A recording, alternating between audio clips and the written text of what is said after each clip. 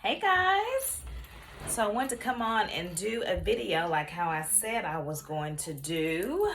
Um, so I did a video about my experience travel nursing, and I wanted to do a separate video about travel nursing pay because I feel like when I was trying to get into the travel nursing world, really the biggest thing that I was interested in was how much am I gonna get paid? Like what we talking about? How much money am I gonna make? So, and it was kind of hard to find. I'm not gonna lie. Like I could find a lot of videos about like the experience and just kind of what I talked about in my first video, but there weren't a lot of people that were very transparent about how much money they made. So I did want to come on and just kind of talk about that. Now, I do want you all to put this into perspective that this was pre-pandemic. Right now, even kind of the emails I've been getting, and I was like surfing Aya Healthcare. Y'all, I'm sorry, my TV is so loud. Hold on.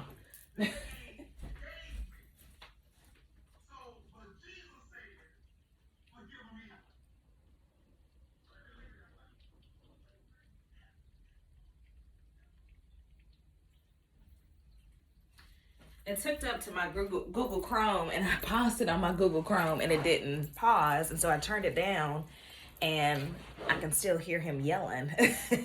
So anyway, but I can't remember where I stopped, but anyway, I found that when I was trying to Aya Healthcare. So I was scrolling through like the travel jobs and stuff last night, and I was like, golly, like I couldn't find an assignment that was less than 3,000 or 4,000 a week.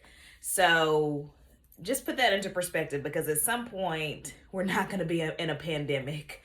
So these rates that I'm talking about are pre-pandemic rates. So I was in Los Angeles, California, and how they do this is because I don't have a pay stub or anything, or I don't have my contract anymore. But this is what I remember. So I'm going just basically off the top of my head on what I remember. So what they do is you have your hourly pay that you're going to get from the hospital, that, your hourly pay that you normally get when you work. And then you've got your housing stipend, and then you've got your food stipend. So they put those three things into a package, and that's how you determine, based on the amounts of those things, that's how much your weekly rate will be. So for me, I went to Los Angeles, California, and I worked in the intensive care unit. And mind you, before I tell you my rate, so your food and your living stipend are not taxed, but your hourly rate is taxed. So you want your hourly rate to be low, because that's what's going to be taxed. So you don't want to be making $1,000 an hour, because the government's going to take it all. It's going to be taxed really high. So you want your hourly rate to be lower and your food and your housing to be higher. So I went to work in Los Angeles, California at a small community hospital in the intensive care unit, and I was making $20 an hour. That was my hourly rate. And when I first saw that, I was like, huh? Because mind you, I'm in Arkansas, and I'm making, I think when I applied, I was making $25.25 an hour. But it's not the same to live in California as it is in Arkansas. The cost of living is not even comparable.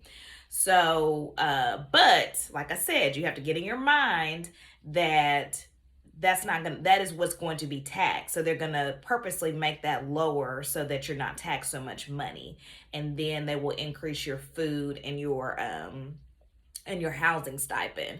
So $20 an hour there, and then and y'all, I feel so bad because I probably should have tried to find my contract so I could show y'all. But my food and my housing, so hold on. So basically, before tax, I was making like 2,000, a little bit over 2,000 a week. And then after tax, I was taking home like 18 a week.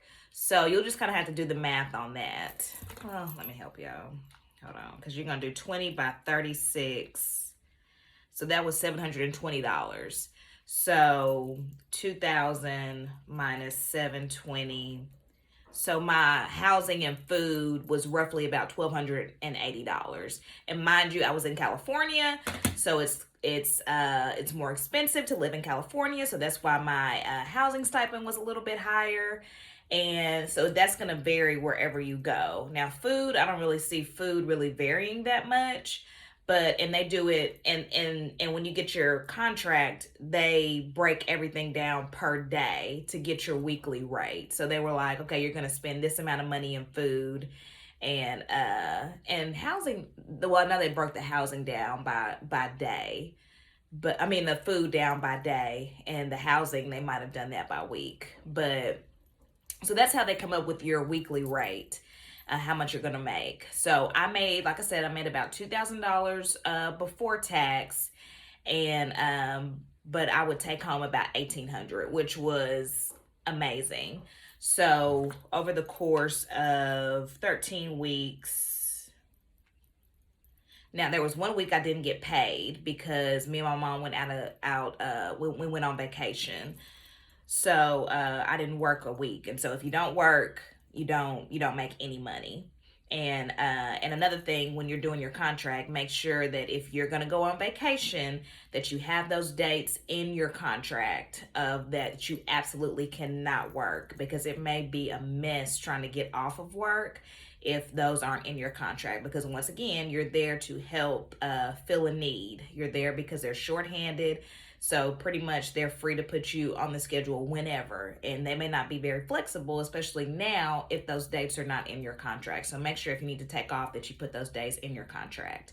And also, I don't know if you all watched the other video, but I said that I am just a stickler about going to church. Like, I wanted to make sure I wanted off every Sunday because I wanted to be able to go to church. And I talked about that with my with the supervisor of that unit, and she said that that was fine, but that I would have to work every Saturday. So I made sure that they put that in the contract, that I would not work any Sundays, that I would but that I would work every Saturday of my contract, and just so that there would not be any issues. Because if any issues do come up, all you got to do is whip that contract out and be like, absolutely not, I'm not working a Sunday. That's what was agreed upon. And you know that's your backup. But if it's not in the contract and they put you on the schedule, it's like, again, you're here to fill a need. So take that into consideration. So I did the 1,800 by 13 weeks. So approximately, that's about how much money I made. Not because, like I said, I took a week off, and so I didn't get any money. So that was minus $2,000. But I will say this. I did my travel nursing assignment during the holiday season. So I was December to March. So you've got Christmas, you've got Christmas Eve, you've got New Year's, you've got New Year's Eve. I can't remember I think Martin Luther King was a holiday, that they considered a holiday. And then it seemed like it was something else, maybe President's Day or something. I can't remember. But I got blessed because I went during a time where it was holiday season. So, of course, nobody really wants to work during the holidays. But I was all the way in California. My family was in Arkansas. I wasn't going home. So I was free to work the holidays. And matter of fact, I wanted to work the holidays because, one, it just kind of took my mind off of not being at home. And then two, honestly, like, in addition to being in a new place, kind of exploring and seeing new things, my second goal was to make as much money as I could. So I worked most holidays. I didn't work Christmas, and it was because I was in my training during that time. Yeah, was that right? It was, I tried to work Christmas. I tried to work Christmas and I tried to work Christmas Eve, but they wouldn't let me because I think it was something that went on. But I worked every other holiday. So on holidays, you make $80 an hour, y'all. Yes. $80 an hour. Boy. And at first I was sad about not being home for the holidays. And I was, because I told myself, I was like, I'll never, if I ever do a travel assignment again, I was like, I'll never go during the holidays, just because it was super hard. And that was before the pandemic. So that was like the last, and I missed that because that was 2019, Christmas 2019, when everybody was together. And the last time, because we weren't together last year, 2020, for Christmas, because we usually all gather at my parents' house. And my mom was like, my mom is old, my parents are older, they're in their 60s, and my dad has quite a bit of pre-existing conditions. And so she was like, nope, and no, ain't nobody coming over here. And now this year we're not doing a big Christmas. It's just gonna be me, my parents, and my brother. So, and my niece may come, his daughter, but so no Christmas this year. We don't know what Christmas is gonna be like next year. So, I missed being with everybody. And who knows, and thankfully nobody in our family has passed away from COVID or just in general. But, if they had, I missed that. So I told myself, I was like, I'll never do that again. I'll never miss a holiday to work. So but my paycheck did help me sleep better about missing it. But yeah, so holidays you'll make $80 an hour, which is super dope, because you go from that $20 to $80 an hour. So on the holiday, so when I would work a holiday, my check would be closer to 23, 22, 21. It would be over $2,000. It would be over, in my job, this has been like 2 years ago, so I'm trying to remember. But I would be closer to, I really want to say I made like 2,300, like the weeks that I would work a holiday. So the pay is really good if you do decide to travel nurse. Post pandemic, it's still going to be good, and honestly, it may actually stay increased, because there are a lot of nurses that are walking away from the profession because they're burnt out, they're exhausted. Honestly, I cannot really imagine working in a hospital right now, because it's just different. Even when I came back home in March. That was in my 2020, when my assignment ended. And then I did and then I went into school nursing that August. So I took a big break off, not because I really wanted to, but because I just really couldn't find a job. And now that I look back at it, I think it was really God protecting me and keeping me out of the line of fire, and just really trying to encourage me to get some rest.